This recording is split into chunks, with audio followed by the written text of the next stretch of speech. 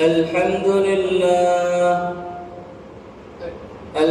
لله نحمده ونستعينه ونستغفره ونؤمن به ونتوكل عليه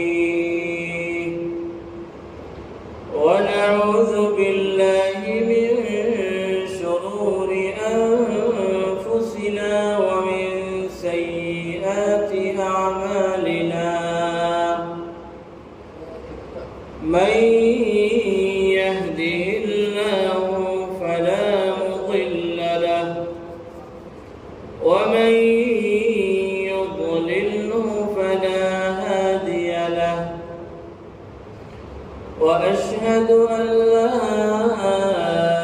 إله إلا الله وحده لا شريك له وأشهد أن سيدنا وحبيبنا وحبيب ربنا وشفيعنا وسندنا ومولانا محمدا عبده ورسوله صلى الله عليه وعلى آله وأصحابه وبارك وسلم أرسله الله تعالى بالحق إلى الناس كافة بشيرا ونذيرا وداعيا إلى الله بإذنه وسراجا منيرا أما بعد فأعوذ بالله من الشيطان الرجيم بسم الله الرحمن الرحيم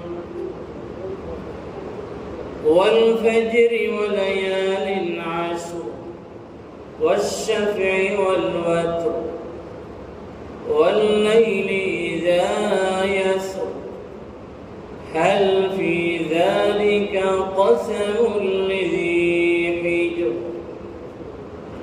وعن ابن عباس رضي الله عنهما قال النبي صلى الله عليه وسلم ما من أيام العمل الصالح فيهن أحب إلى الله من هذه الأيام يعني 10 ذي الحجة قالوا يا رسول الله ولا الجهاد في سبيل الله فقال رسول الله صلى الله عليه وسلم ولا الجهاد في سبيل الله إلا رجل خرج بنفسه وماله فلم يرجع من ذلك بشيء أو كما قال النبي صلى الله عليه وسلم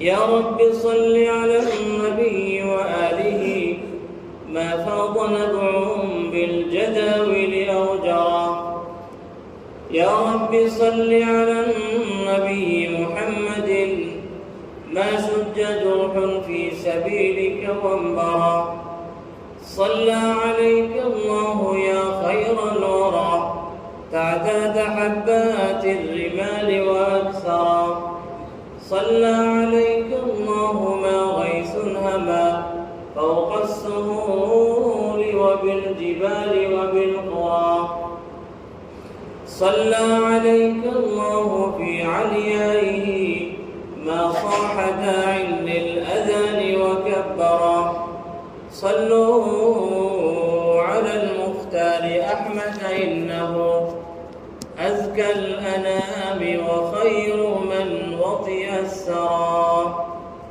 بارك الله لي ولكم في القرآن العظيم ونفعني وإياكم بالآيات والذكر الحكيم صلى الله على سيدنا ومولانا محمد وعلى آله وأصحابه وسلم صلى الله على سيدنا ومولانا محمد وعلى آله وأصحابه وسلم صلى الله على سيدنا ومولانا محمد وعلى آله وأصحابه وسلم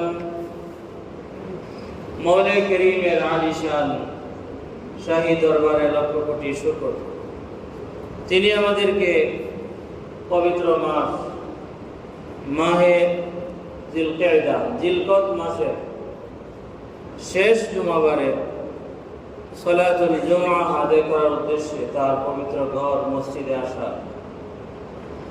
এবং নামাজের অপেক্ষায় অপেক্ষমান হয়ে বসে থাকার তৌফিক দান করেছেন। সেজন্য আমরা সবাই বলি আলহামদুলিল্লাহ। আজকে জিলকদ মাসের 29 তারিখ।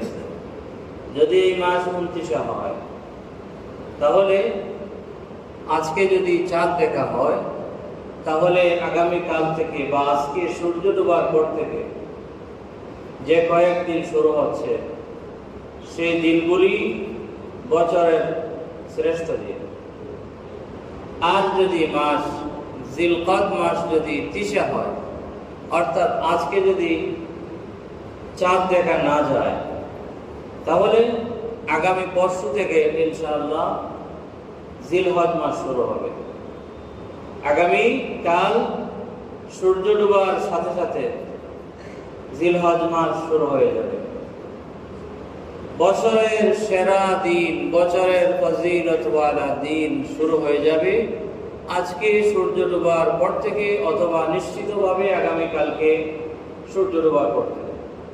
যেহেতু আজকে জিলকদ মাসের 29 তারিখ, আর 29 তারিখে চাঁদ দেখা না দেখার বিষয়ে ইহতিমাল এবং সম্ভাবনা থাকলেও 30 তারিখে আর চাঁদ দেখতে হয় না।